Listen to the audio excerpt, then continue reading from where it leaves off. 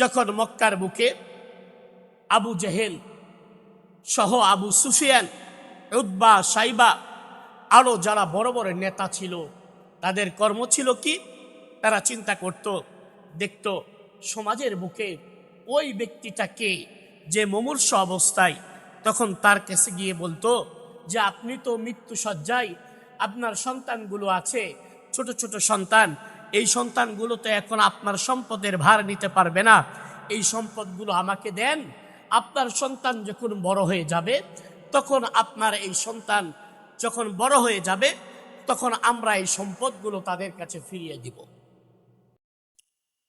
এই মিথ্যা ছলনা দিয়ে জাহিলিয়াতের যুগে ওই সাধারণ মানুষদের কাছ থেকে সম্পদগুলো লুঠিয়ে নিত। এমন সময় একজন এক এতিমের কাছ থেকে সম্পদ নিয়েছে।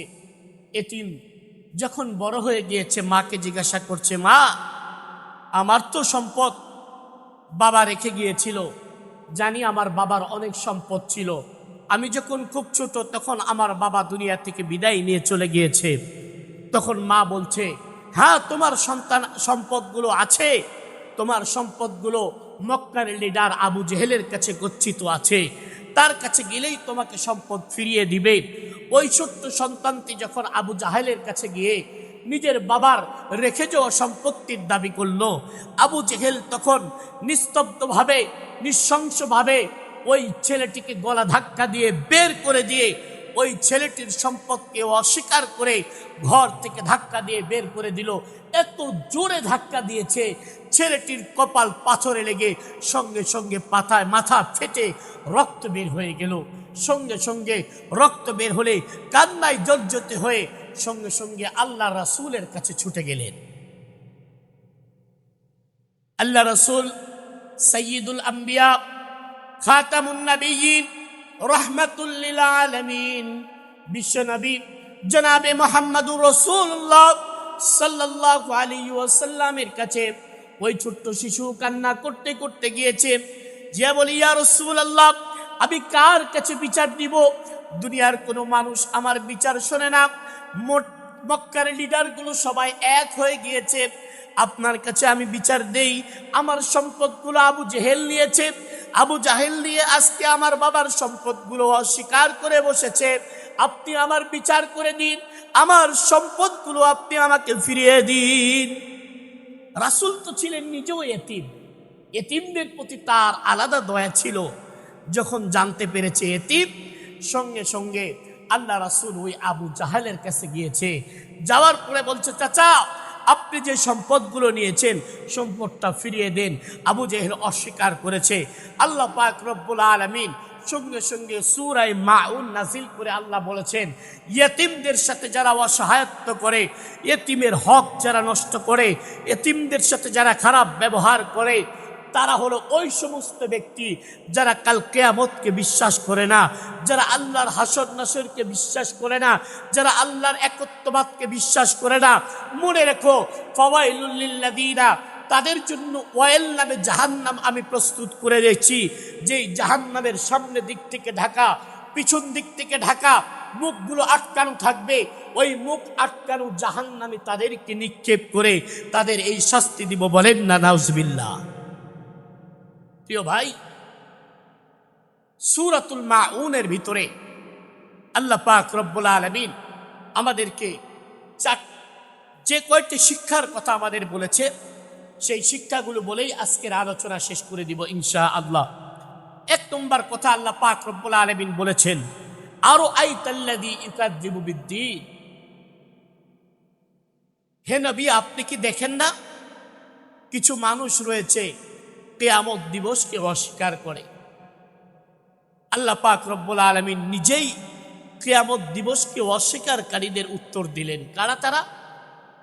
তারা হলেন, এক নম্বর হলো ফাযালিকাল্লাযী ইয়াদুউল ইয়াতীম, যারা ইয়াতীমদের দেখে গলা ধাক্কা দিয়ে বের করে দেয়, গরিবদের প্রতি সহযোগিতার হাত বাড়ায় না, এক নম্বর।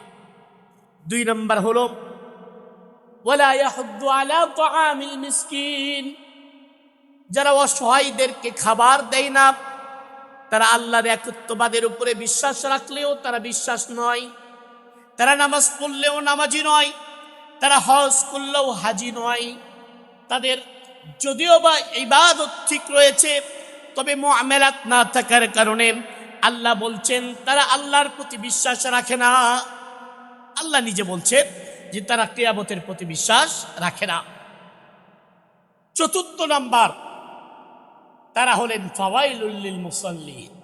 তারা কারা? যারা নামাজে অলসতা করে। আজকে বাংলাদেশে শুধু বাংলাদেশে বলি, বাংলাদেশে বিশ্বকাপ ফুটবল চলছে। বিশ্বকাপ ফুটবল ভোর 4টায় চলে যাচ্ছে মানুষ, দলে দলে মানুষ, হাজার হাজার মানুষ। ইউনিভার্সিটির ছাত্র ছাত্রী বেপরোয়া। খেলা কয়টায়? রাত্রি 1টায়। মানুষের অভাব নাই। খেলা কয়টায়? রাত্রি 2টায়। তারপরও মানুষের অভাব নাই। যখনই খেলা হোক না কেন, এই ইহুদি খ্রিস্টানদের খেলা দেখার জন্য রাত্রি জাগরণ করছি, রাত 1টায় জাগছি, রাত 4টায় উঠছি, ভোরে দেখতেছি, রাতের 1টায় উঠতেছি, 4:40, 4:45 ফজরের নামাজ। আল্লাহর বান্দা 1 বছরেও একদিনও ওঠে নাই। এমনও আছে 13 বছর বয়স নয়, 60 বছর পর্যন্ত বয়স, বুকে হাত দিয়ে বলতে পারবে এই 60 বছরের মধ্যেও একটা দিনের জন্য ফজরের নামাজ পড়ে নাই। এমনও আছে। তাদের ব্যাপারে আল্লাহ পাক বলছেন ফাওয়াইলুল লিল মুসাল্লিন। যারা নামাজকে পিছনে ফেলে দেয়, যারা নামাজকে খেলার পাত্র মনে করে, নামাজের ব্যাপারে নিজের অলসতা মনে করে, অমনস্ক থাকে। নামাজ চলছে, মসজিদের মাইকে আজানও শোনা যায়। খবরে দেখা গেল ভোরে যখন খেলা দেখতেছে, পাশ থেকে ফজরের আজান হচ্ছে। আর যখন ফুটবলেরা গোল দিয়ে দিছে, পাশের লোকেরা চিল্লাচিল্লি করছে। এগুলা কি মুসলমানের সন্তান নয়? হ্যাঁ, মুসলমানের সন্তান। তবে আদর্শ আল্লাহ রাসূলের আদর্শে নেই। এজন্য প্রিয় ভাই, আল্লাহ পাক রব্বুল আলামিন আমাদেরকে মুসলমান বানিয়েছে। আমাদের পরিচয় আমরা না ভুলি, আমরা আমাদের পরিচয় না ভুলি। গত জুমায় আমি ঘটনা বলেছি, হযরতে হুসাইনের ঘটনা। হযরতে হুসাইন সহ আরো শত শত সাহাবারা যদি নিজের তাজা রক্ত জমিনে না ফেলে দিত, আমরা এই কালেমা পাইতাম না। আমরা তো কালেমা পেয়েছি বাবা দাদার কাছ থেকে, এই জন্য কালেমার মর্ম বুঝি না। আমাদের কালেমা অর্জনের জন্য হযরতে বেলালের মতো তো মরুভূমির বালুতে শুয়ে থাকতে হয়নি। আমাদের কালেমার জন্য হযরতে সুমাইয়ের মতো লজ্জাস্থানে বর্ষা মেরে শত শত মানুষের সামনে অকাতরে জীবন দেওয়ার প্রয়োজন পড়েনি। কালেমার জন্যে হযরতে হামজার মতো শহীদ হতে হয়নি। কালেমার জন্য কারবালার ময়দানে হযরতে হুসাইনের মতো জীবন দিতে হয়নি। এই জন্য কালেমার মূল্য আমাদের কাছে নেই। এই জন্য ইহুদি আর খ্রিস্টানদের পতাকার মর্ম আমাদের কাছে আছে। এই জন্য তাদের ভালোবাসায় পাগল হয়ে তাদের পতাকা নিজের গায়ে নিয়ে ঘুরছি, তাদের পতাকা নিজের ছাদে টাঙ্গাইতেছি, তাদের পতাকা আর তাদের খেলা নিয়ে নিজের জীবনকে নষ্ট করে দিচ্ছি। এর চাইতে কাপুরুষ মুসলমান আর কেউ হতে পারে না। কথা বলেন ঠিক কিনা? মুসলমান কিভাবে হযরত হুসাইনের কথা ভুলে যায়, কিভাবে নবীর সাহাবীদের কথা ভুলে গিয়ে নিজের শরীরে যেই কাফের, যে ইহুদিরা আমার রাসূলের শরীরকে রক্তাক্ত করেছে, দেশ ছাড়া করেছে, রাসূলকে তায়েফের ময়দানে রক্তাক্ত করেছে, নিজের মাতৃভূমি ছাড়তে দিয়েছে, শত শত সাহাবাদেরকে গলা কেটে শহীদ করে দিয়েছে। আজও পর্যন্ত ফিলিস্তিনি মুসলমানদেরকে নির্যাতন আর জুলুম করে হাজার হাজার মুসলমান শিশুদেরকে নির্মমভাবে হত্যা করছে। আরবি মুসলমানের সন্তান তাদেরকে ফলো করছি, তাদের উন্মাদনা করছি, তাদের আনন্দে আমি আনন্দিত হচ্ছি, এটা মুসলমানের পরিচয় হতে পারে না, এটা মুসলিমের সন্তান হতে পারে না, এটা আবু বকরের সন্তান হতে পারে না, এটা উসমানের সন্তান হতে পারে না, এটা হুসাইনের সন্তান হতে পারে না। মনে রাখবেন, এটা উম্মতে মুহাম্মাদি হতে পারে না। কথা বলেন ঠিক কিনা?